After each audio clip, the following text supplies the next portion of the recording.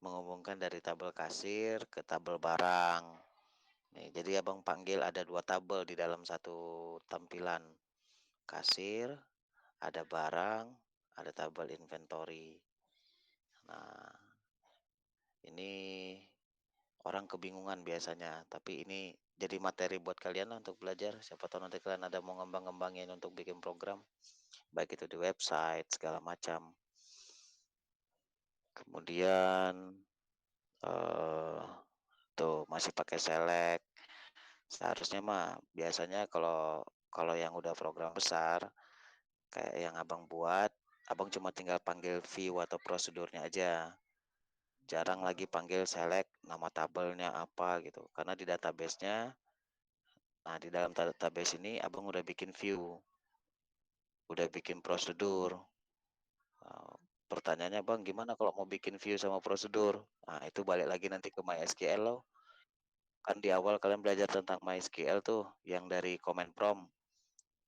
Nah, kan kalau bikin tabel itu kan ada create table, ya kan?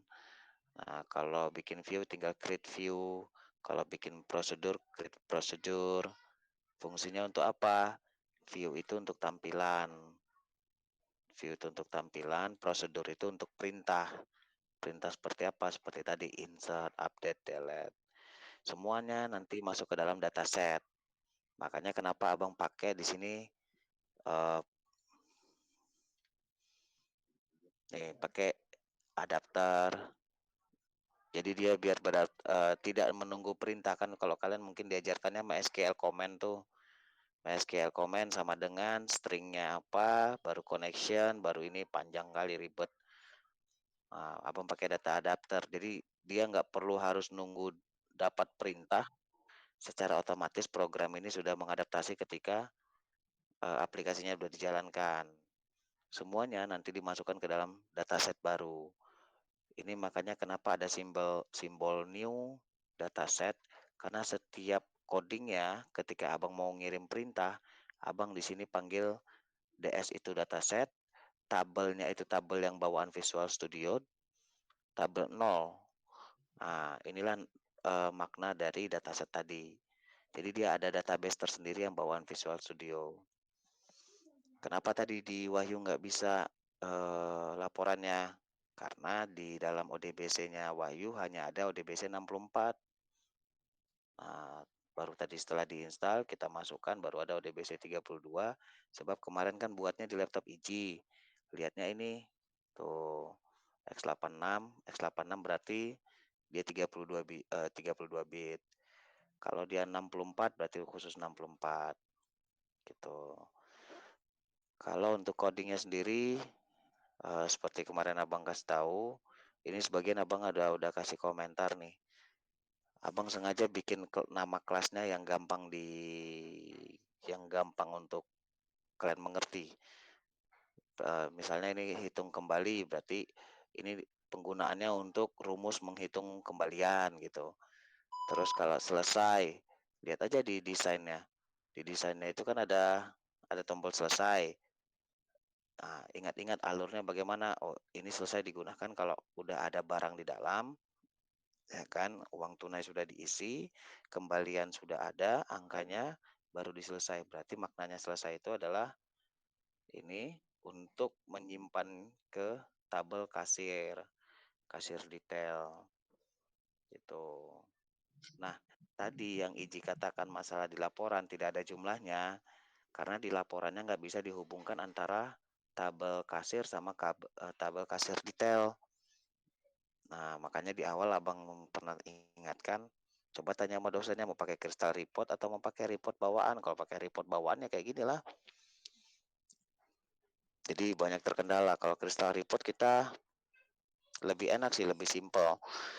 Nggak perlu harus setting-setting macam tadi kan harus kalau kalau kalau mau bikin laporan ini kita harus setting database-nya dulu, kemudian harus tarik kemana lagi. Kalau pakai kristal report sih enggak, cuma tinggal pindahkan dia ada kayak gini toolbox, tinggal tarik dari sini kemari, tarik dari sini kemari. Nanti tanpa program harus dijalankan, kita bisa lihat dulu hasil sementaranya gitu.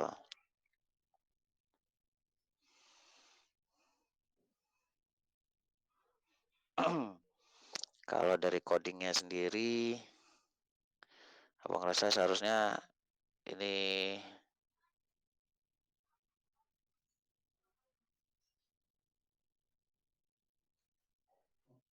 kalau dari codingnya mungkin ada beberapa yang belum Abang pasangkan apa namanya komentar. Iji sama Wahyu lah, coba kalian sekalian apa kalian coba pahami. Yang penting ikutin alur programnya dulu, ikutin alur formnya. Misalkan kayak di story ini nih, ngapain sih? Oh cuma ngelihat doang. Berarti di dalam struktur codingnya pun juga nggak ada yang untuk kayak insert atau update. Nah, misalnya kayak isi di GV berarti ini fungsinya untuk perintah mengisi data grid view. Kan ini data grid view nih. Jadi diisi ke dalam sini berdasarkan pilihan. Misalkan kita mau berdasarkan nomor transaksi pencariannya, berdasarkan kode barang kah, atau nama barang kah. Reset itu ya ini baru gitu. Kalau seperti di transaksi, Bang ini kenapa nggak ada komentar-komentarnya Bang? Karena ini semua event atau metode gitu. Ada metode transaksi load, ada event tombol cari kalau diklik, ada tombol tambahkan diklik. Tugasnya ngapain kalau misalnya udah tombol itu diklik gitu. Atau tugasnya apa kalau T nomor transaksi ini teksnya berganti. Yang mana sih T nomor transaksi? Ini nih. Jadi dia menjalankan perintah-perintah ketika memang eventnya sudah terlaksana. Ada pertanyaan? Wahyu. Yuk. Si Wahyu nih. Ada yang mau tanya nggak? Tanya nanti, tanya bapak dong nggak ngerti.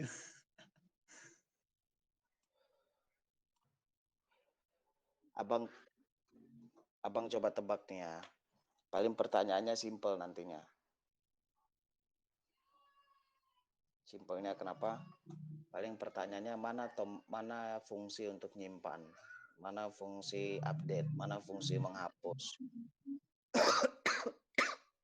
Karena base-nya kalian bukan anak IT. Jadi nggak mungkin dia akan bertanya lebih ke mengarah kenapa harus pakai try, kenapa harus pakai if, kenapa harus pakai catch, gitu. Paling nanti ditanya-tanyanya itu fungsi simpan mana kata dia ini logikanya bagaimana ya. Jadi awalnya itu kita minta dicek dulu nih di tabel kasir detail yang nomor transaksinya sesuai yang diinputkan. Nah kalau ada kan makanya sama dengan satu nih. Kalau ada maka adalah dia diupdate. Tapi kalau nggak ada dia buat baru. Dah, gitu dong logikanya.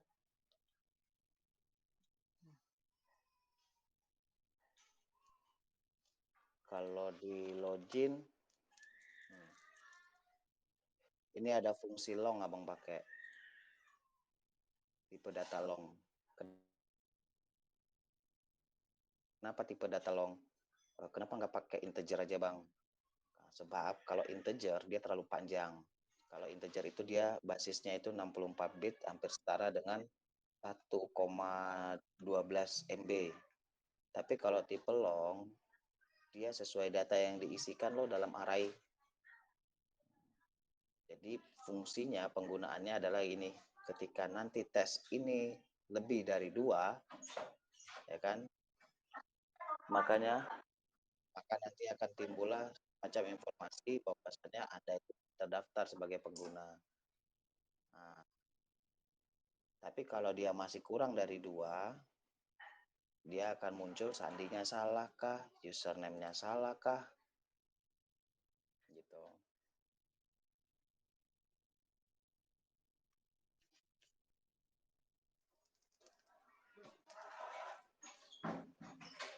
Bang, gimana cara nambahkan user dari penggunaan program ini?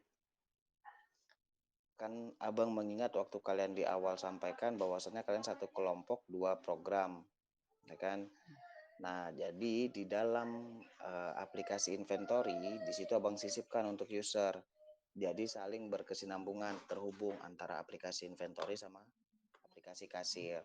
Database pun juga demikian, terhubung. Input datanya dari mana Bang? Ya, input datanya dari inventory dulu lah. Hanya saja di kasir ini Abang nggak sisipkan detail dari kalau kasir sudah diselesaikan, seharusnya barang berkurang dong. Nah, Abang nggak masukkan itu. Hmm. Sengaja memang Abang nggak masukkan. Sebab bukan apa Ji, enak di dosen kalian nantinya. Maksudnya bang? Nah, itu aplikasi kalau namanya di luar itu aplikasi udah masuk aplikasi pos itu. Pos, kemudian COE, itu nilai-nilainya sampai seratusan juta itu kalau abang masukin dia dapat algoritmanya enak di dia tuh, dia jual. Abang tahu soalnya permainan dosen kayak gimana. Jadi yang dasarnya aja, makanya tadi kenapa di kalian nggak masuk ininya apa transaksinya itu waktu kalian klik selesai itu kenapa nggak masuk? Abang lupa kemarin setting kan di database-nya ada yang abang sedikit rubah ini masalah kasir detail. Makanya tadi kalau kalian perhatikan ya di tabel, nah, kan ini ada bertambah nih kasir detail. Pasti di IJ kalau IJ belum update, ini nggak ada nih kasir detail. Gunanya apa tuh bang?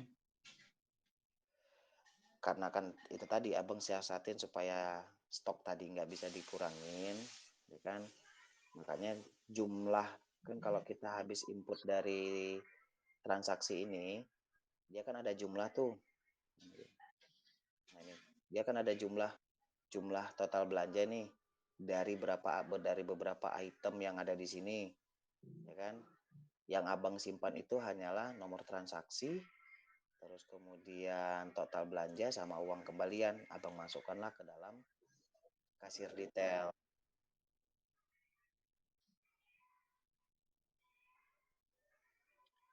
Nah, abang Hmm. masukkanlah ke dalam sini, ke dalam kasir detail ini. Tadinya abang berpikir Visual Studio bawaan reportnya itu bisa untuk menghubungkan database. Nah, ini di report data source ini kita bisa hubungkan. Nggak taunya, nggak bisa. Ah ya udahlah.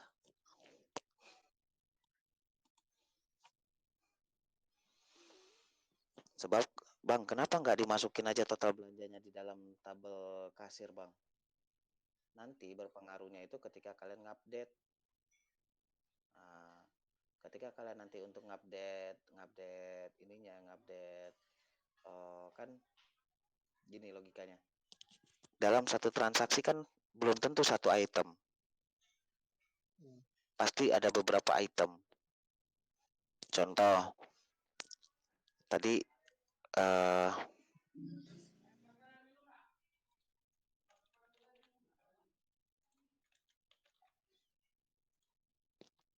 nah misalkan dia si A beli alkalin.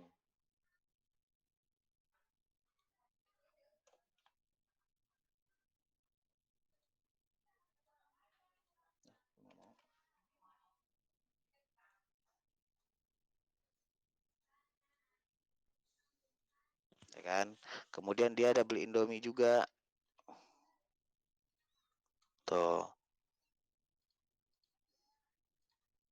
Baru dia ada beli Aqua juga. Hmm. Berarti dalam satu transaksi itu ada 3 item. Kalau ini total belanja kita masukkan ke dalam apa namanya ke dalam satu tabel, rancuhnya nanti, errornya nanti ketika kalian ngupdate. Kalau ini kan kalian gampang aja. Misalnya, abang mau ngerubah alkalin nih. Nah, ini alkalin ini Mau bagaimana? Mau ditambahkah? Atau mau dikurangkah? Nah, cuma tinggal tambahkan, nanti berubah dia. Atau alkalin ini mau abang hapus, tinggal abang hapus. Tuh, dah. Karena dalam perintah codingnya,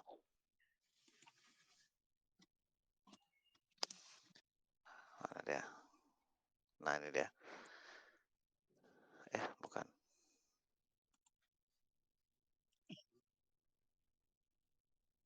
Nambah barang bisa. Mau kalian kenapa? Kalau saat ini belum abang sambungkan ke inventorinya.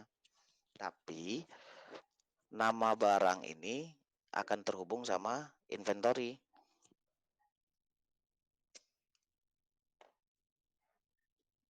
Kalau jumlah barangnya itu belum ngaruh. Karena itu tadi, kalau misalnya abang hubungkan, abang kasih algoritma codingnya enak di dosen kalian, kalian kasih duit berarti sama dia. Lumayan loh. Ya nggak kemana lah, dapat 10 sampai 100 juta. Boleh cek lah di Google aplikasi inventory yang macam berbasis Accurate, berbasis SAP.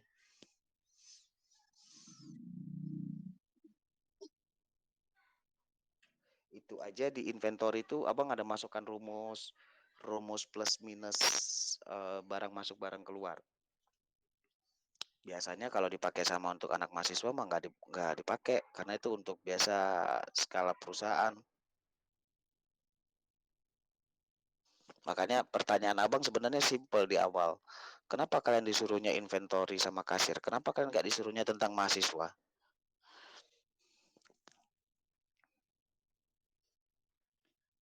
Data mahasiswa gitu.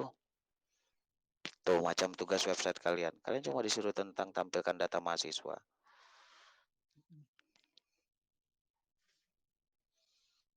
Jadi jangan lupa ini ada fungsi klik kanan.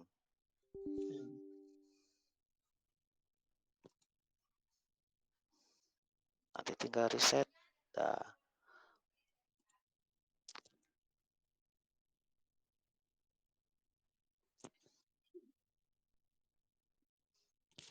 tinggal dari orang iji lah berkreasi. Kalau yang penting gini, ketika kalian berkreasi, ya kan, misalkan kalian ada mau ngerubah,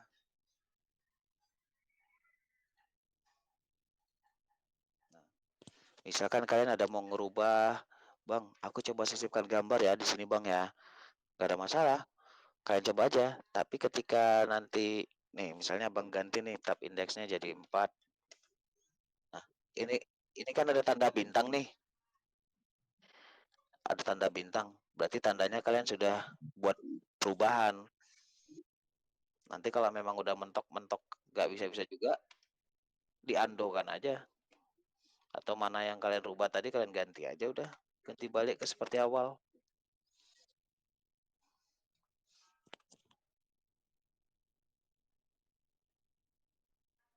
Banyak sih, banyak fungsi yang abang belum masukkan.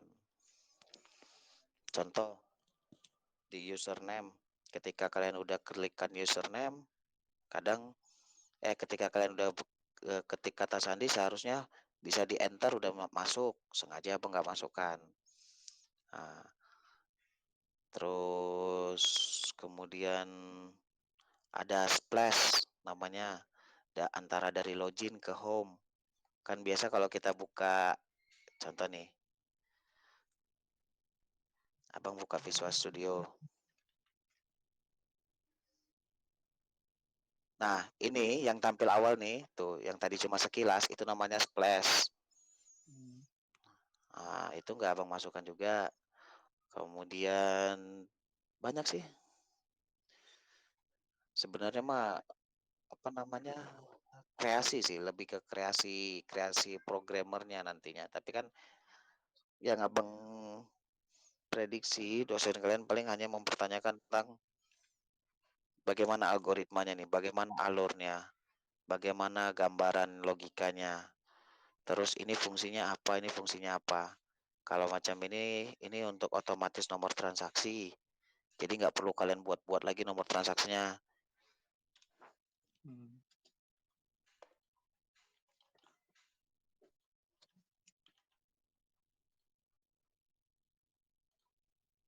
Nah, dia kan langsung otomatis tuh. Ini maksudnya apa nih, Bang? Ini ini tahun. Tahun, bulan, tanggal. Di tanggal tersebut ada 8 transaksi berarti. Ini transaksi ke-8 berarti. Gitu. Karena di codingnya pun juga tuh. Tahun, bulan, tanggal. Dimulai dari 0, dan dia akan bertambah terus selama masih di tanggal yang sama, bulan yang sama, dan tahun yang sama. Patokannya dari mana? Ini, dari sini. Tuh, 6 Juni 2023. Jadi kalau ini kalian rubah, tanggalnya kalian rubah, tanggal laptopnya kalian rubah, ini pun juga akan ikut berubah tanggalnya.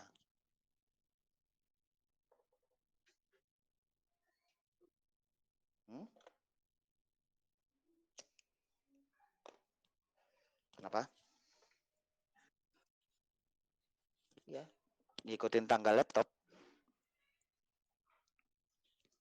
Jadi otomatis daripada kadang kan ada orang sampai inputkan nomor transaksi itu manual. Jarang sih. Yang udah fungsinya program itu kan untuk memudahkan pekerjaan. Fungsinya aplikasi. Jadi kalau masih diinput secara manual, bukan aplikasi namanya, Excel. Jadi nggak ada bedanya sama Microsoft Excel. Kenapa formatnya kayak gini, Bang? Ya, Abang ngambil yang umum di perusahaan. Umumnya di perusahaan berpatokannya gitu. Paling bedanya cuma di depannya ada kode. Misalnya, siapa siapa adminnya kayak di Indomaret dia pasti ada misalnya Sinai berarti SN. SN strip 23060608 gitu. Siapa adminnya gitu. Tapi itu udah skalanya skala luas. Dalam arti nanti dia hubungannya nanti sama cek stok, kemudian nanti dia hubungannya nanti sama barang-barang yang expired, barang-barang yang bentar lagi expired, itu semua di dalam kasir. Dalam payroll juga iya.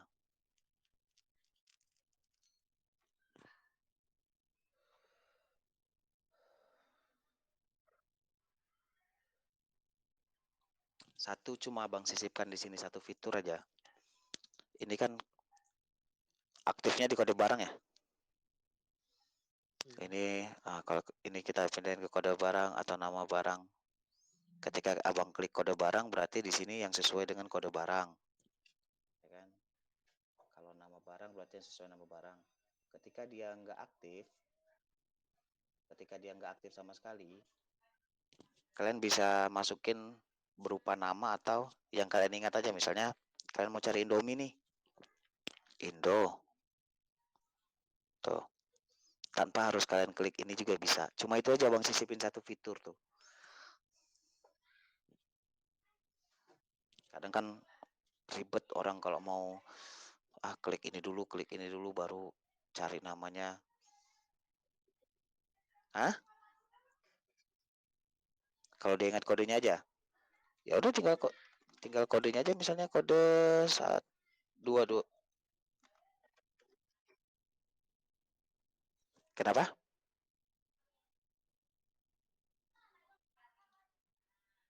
Misalnya ingatnya cuma kodenya doang. Bisa satu-satu tuh. Misalkan satu satu satu tuh. Jadi intinya aja tanpa harus kalian klik ini di antara dua bisa.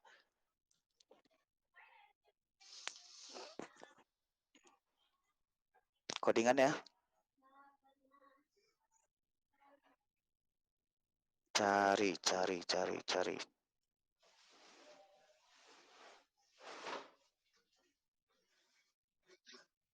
Ini dia.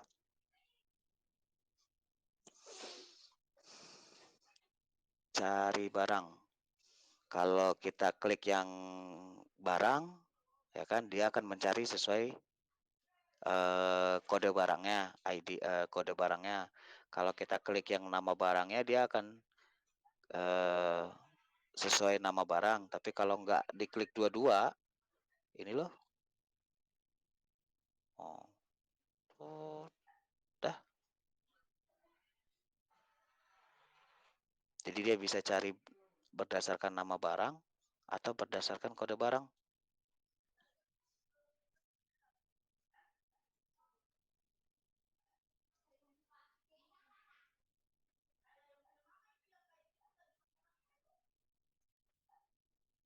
Itu sih yang abang sisipin sama klik kanan. Metode klik kanan ini uh, jarang jarang orang bisa masuk. Codingnya jarang orang bisa masuk. Nah,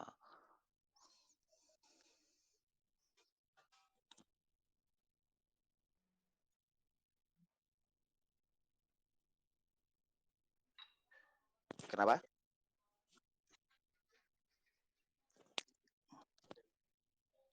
Aha, sudah, cuma tinggal klik ini aja. Kalian mau jadi PDF, tuh, mau disimpan di mana? Kalian mau jadi Excel, bisa.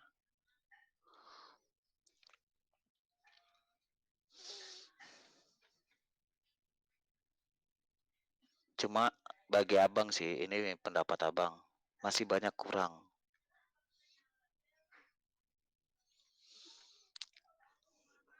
Kemarin waktu masalah report itu ah, banyak fitur. Jadi abang ngecek satu-satu dulu. Mau pakai report viewer kah atau print print dokumen, print dialog kah. Tapi kalau pakai Crystal Report enak, udah global sih.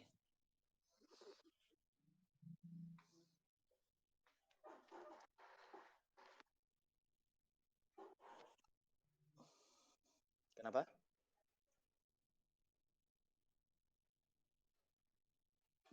Eh kalau yang bawaan dari visual enggak, dari Crystal Report juga enggak, kecuali begini. Di dalam PDF-nya itu kalian mau bikin aturan sendiri, misalkan dari yang tadinya kertas A4 berubah jadi dari kertas A4 berubah jadi A5. Nah, itu bisa. Laporan pun juga bisa ditampilkan codingnya pakai parameter. Mana dia? Nah, ini pakai parameter. Tapi kemarin abang coba-coba kan, nggak mau nampil juga, makanya bingung abang. Tadinya abang mau pasang parameter dari tanggal berapa ke tanggal berapa misalkan. Nah, laporannya itu bisa dipilih gitu berdasarkan tanggal. Tapi itu tadi udah abang coba-coba nggak mau nampil juga. Ah ya udahlah.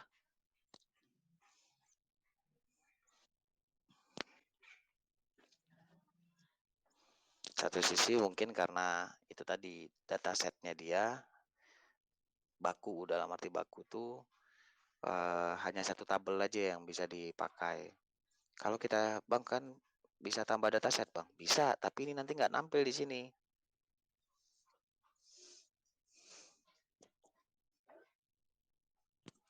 Kemarin abang sempat coba di laptop abang.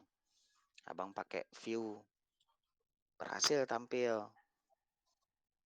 Tapi pas kemarin yang kita Google Meet malam itu tiba-tiba error di reportnya kalian punya semua.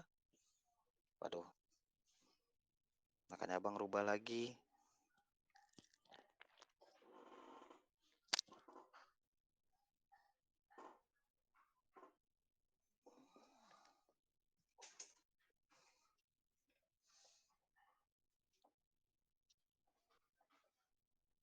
Ada pertanyaan?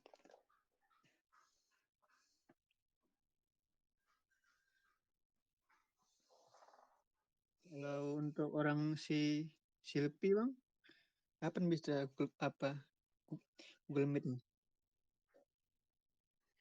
Iji udah kasih ke mereka belum? Belum, kirim aja ke awak nanti bang.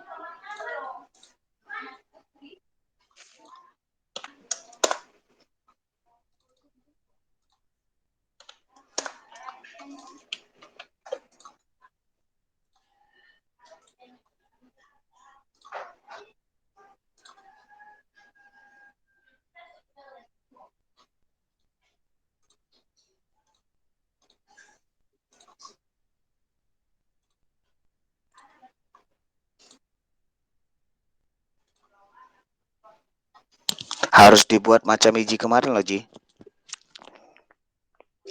Maksudnya bang? Iya, buat dari laptop mereka. Maksudnya gimana bang? Kayak kemarin yang abang tim viewer ke laptop Iji. Kita buat baru di laptop Iji. Oh, gimana ya? Sempet nggak ya? Hmm, Harus dipindahkan lagi tuh bang. takutnya sama nanti nggak bisa lagi. Tapi coba suruh tes dulu lah.